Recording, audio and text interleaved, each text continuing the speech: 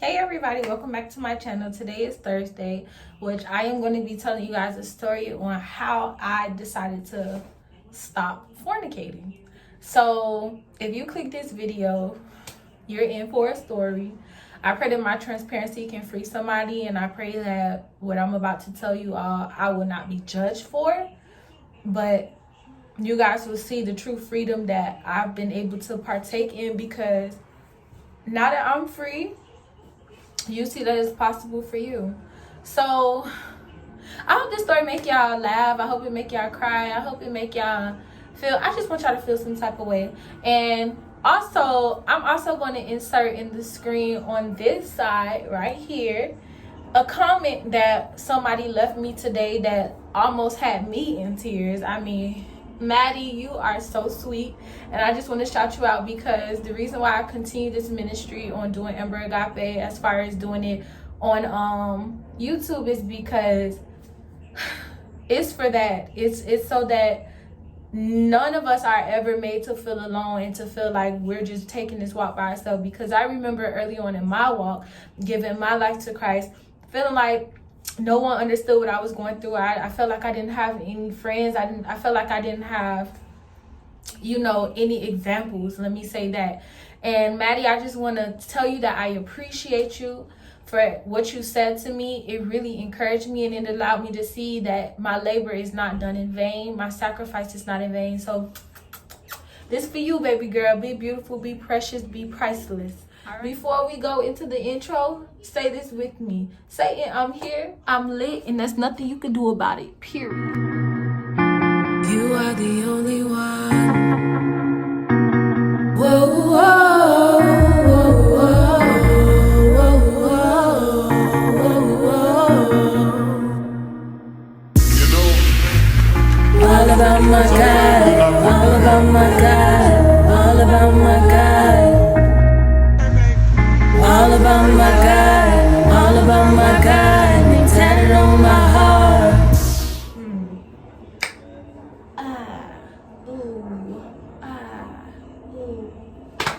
I'm done. So the best place to begin a story is from the beginning. So let me take you guys all the way back, and then we'll just do a story time. And what I'll do is I'll tell y'all about my first interaction with any type of sexual anything, and then we'll go to basically the time where I made the decision where I couldn't do it no more. So my very first time being exposed to any type of sexual action, I was molested, and it was by a young lady within the church, and it was a very traumatic event for me.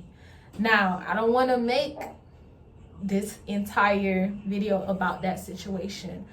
Another video in the future will be about how I was delivered and how I overcame sexual trauma, but this one is not really about that, so let's fast forward. What I can say about that experience is this. I mean, from the time that I went through that, I always connected. I'm sorry, my dog is right here, hold on. Jesus. Okay. So from the time that I've gone through that, I've always connected feeling something different to that encounter, because I remember it was a new feeling for me. Although I was scared, I was unsure of what was going on, because I was like 8 years old when it happened. I always connected that to feeling something different. And even up until the time when I lost my virginity, that was a time when I was very angry, and I actually did not lose my virginity in some type of romantic love and basketball scene or whatever. But I lost my virginity to trying to get back at my mom, trying to make her feel some type of way. You're going to have to sit, or you're going to have to go. That's what's going to happen. Okay, Archie? Okay. So it was a lot that took place. But what I can say is story time. This story is crazy, y'all. Okay, so the very last time that I ended up doing something that was sexual, it was wild. Somebody from my past had contacted me. They actually was chasing me down, y'all.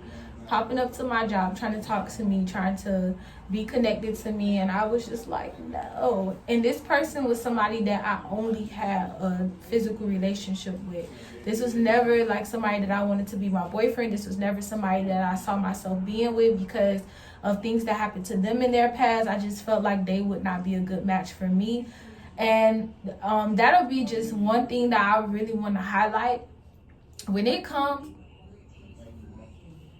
comes to giving yourself away, if you know that this is not somebody that you would want to be the father of your child, somebody that you would want to marry, why even put yourself in that position? Like, I knew I did not want nothing from this boy but his private area.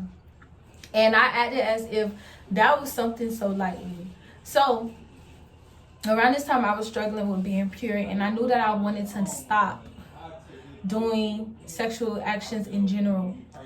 And I had not even spoke to this person in so long. I was really trying my best to be, the woman of God called me to be, a pure little young thing. And the boy just kept coming at me. So he popped up to my job. He begged me. At this time, I didn't have a car, so he begged me. He was like, can he take me home, drop me off to my house? He was in the area. And when I was standing in front of the job, I was looking at him like, you could take me home, but that's it. So he ended up taking me home. Bruh. He ended up taking me home, and from that moment, when he took me home, he dropped me off and he left. Praise God, right? But it was the fact of that he came back at 1 a.m. to my apartment. So Buddy comes to my house and he's just like, oh, I need to talk to you. I'm going through a lot right now. I need you to be there for me. Blah, blah, blah. My dumb butt fell into the trap. I was like, oh, we could talk, but you can't come to my house. You can't come inside my apartment. So we ended up going somewhere, and I still ended up falling. I have grown to learn in my maturity and my walk with God that you cannot set yourself up in no type of way. I know me. I know how I am. I just kicked my dog by mistake. Oh. But I know me, and I know how I am, and I know that if I want something, I'm gonna get it, and that something can mean anything. That's just how I am. That's how I've always been. And sometimes when we put ourselves in situations to where people will make us feel like we're missing out on something or that we need something, and we know that we have no self-control. So what I've grown to learn is that the biggest self-control is knowing that you can't even place yourself in that situation at all.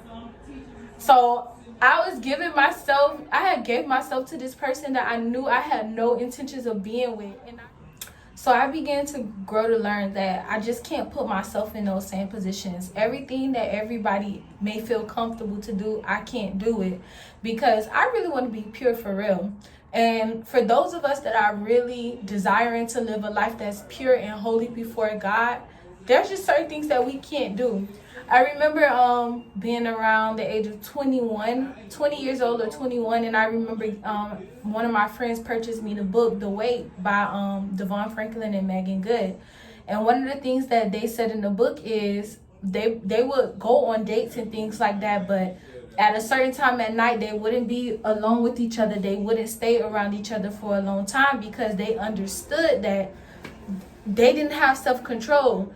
We be thinking like, oh, I done been around people and we haven't done nothing. I can be friends with you, but it's different when the enemy is influencing you, because there are times when the enemy will come in your life and he'll make that urge to go from being on a 5 to a good solid 10, only for the simple fact that because he wants to make you fall. He wants to pervert what God is doing. And especially when you begin to have a heart after God, bro, listen. Sis, listen. Once you have a heart after God, the enemy will do anything to try to make God look like a liar. What my advice is, and what is working for me, is don't even try it. I'm talking about even with the ugliest person. Don't even try it.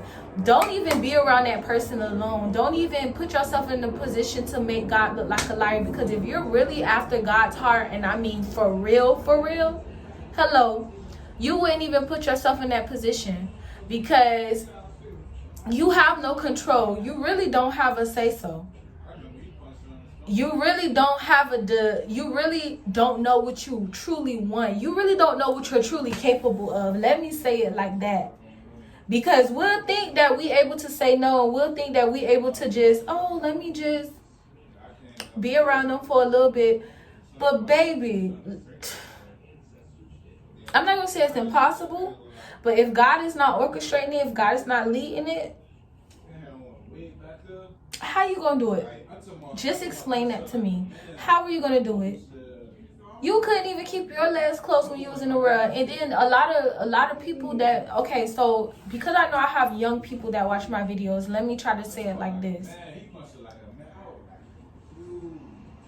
As you are growing up, there are going to be a lot of people that are going to try to influence you. Influences are real. Peer pressure is real. But you have to have your own mind and you have to have your own desires. Realize that you don't, as grown as you may think your little butt is, you're not strong enough to say no to everything. There are people that are going to try to make you feel like what you believe in is not right. There are people that are going to try to make you feel like you saying no or saying I want to wait until marriage to have sex is wrong. I'm telling you this because, and I know YouTube have new policies, right? So I'm not even going to play with it and be like, oh, I'm not going to talk about this. Y'all need somebody talking to y'all about this, because if your parents are not telling you, if your pastors, your teachers are not telling you about it, you need somebody that's going to tell you the truth. These boys and these girls, they have nothing to offer you right now but themselves. And you're going to grow to learn very quickly that what that thing that they're giving you out of them is worth nothing. And it leads to nothing. Because there are things that you've been through in your life and that you're going to go through that sex is not going to be, it's not going to hold much weight. Our soul needs more than that. Our body needs more than that. Our spirits need more than that. You need somebody that's willing to love you to the saving of your soul. I had to even understand that. And even the people that was trying to pop up in my life from the past, I was like, no. Well, I had to realize, like, it's not going down like that no more. If we didn't work out in the past, this not gonna work out right now. I'm not saying God can't reconcile relationships, but if I don't hear God reconciling that, if He haven't shown me that He's doing it, we don't have anything to talk about. So as my youth that's watching this, realize your value and your worth. Realize that you are truly worth waiting for. And in the midst of your waiting, you need to be about your Father's business and doing what the kingdom of God needs you to be doing, which is going after those souls. Stop playing these games, man. Stop trying to fornicate. Stop trying to conjure up your own love. Stop being a witch in that area. Like, if God says do not awaken your love before it's time, then don't awaken your love before it's time. If God says that your affections belong to Him, then your affections truly belong to Him. Stop playing games. Like, seriously, stop playing games. I'm not going to lie to y'all and tell y'all that when I was a youth, I did everything perfectly. Because it was points when I was looking for my own type of love. I was trying to mold young men into the person that I desired a man to be in my life. I had no examples, no role models. My dad was not there. My brother barely talked to me. I only have one uncle on both sides. I got one uncle on my mom's side, one uncle on my dad's side, and they were acting like children. I was building my perfect guy off of movies and off of my type. And those things ended up hurting me. And guess what? Like my high school sweetheart, I waited for him as far as to come into my life and stuff like that. But he was not even the one that God had desired for me to be with. And that was the most perfect thing I could say I came to love. And I'm not even with him. I don't even want him. Dang, if you're watching this, I'm not trying to hurt your feelings, but I don't want you. So it's just my little story is, I fornicated. I've done the worst of the worst. But I can stand before you and tell you that I am clean, I am renewed, I am delivered, I am holy, I am pure. Walking in abstinence, not looking back, not trying to be distracted, but trying to go forward. I'm waiting on my husband, baby, wherever you at. I'm waiting on you. And when you come, I'm going to be your testimony. I'm doing what God has called me to do, and I'm fighting the good fight of faith and content in my singleness. Hey, hey, hey, hey. Content in my singleness. Like, I'm okay with it. I'm 25 going on 26 years old, and I'm okay with being single. I'm okay with it just being me. Why? Because I know my word. What is your word?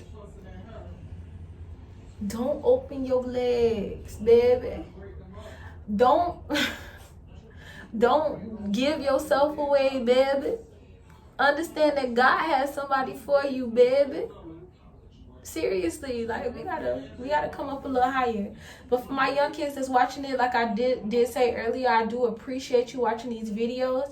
I know I have some of my students that watch it. Some tell me, Miss Pouncey, your video is boring. Some tell me they love my videos. But at the end of the day, I have to say what God has called me to say because it's important. So I'm just trying to give y'all what God is telling me to give y'all, because it may not be me pulling pranks on people or doing crazy fun dances and stuff like that. It may not be the normal what normal YouTubers are doing, but believe me, this information is stuff that y'all need, because I'm telling y'all what's going to break the depression on your life, what's going to break the stronghold, which is going to shift you out of those generational cycles and break the curses in Jesus' name. Amen. So before I end this video, I want you to say this with me. Satan, I'm here, I'm lit, and there's nothing you can do about it. Period. You are the only one. Whoa, whoa, whoa, whoa, whoa, whoa, whoa. All about my God, all about my God.